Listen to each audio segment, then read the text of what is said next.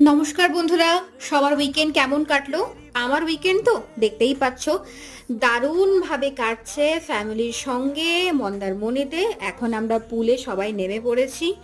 এখানেই আমরা এখন কাটাবো অনেকটা সময়। আর দেখতেই পাচ্ছ তোমরা আমার ওপর কিরকম অত্যাচার করছে আমার ছোট কাকু এবং আমার দাদাও।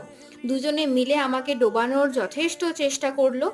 যাই হোক, সেখান থেকে আমি বেঁচে ফিরে আসার অনেকটাই চেষ্টা করেছি এবং সেটা আমি পেরেওছি।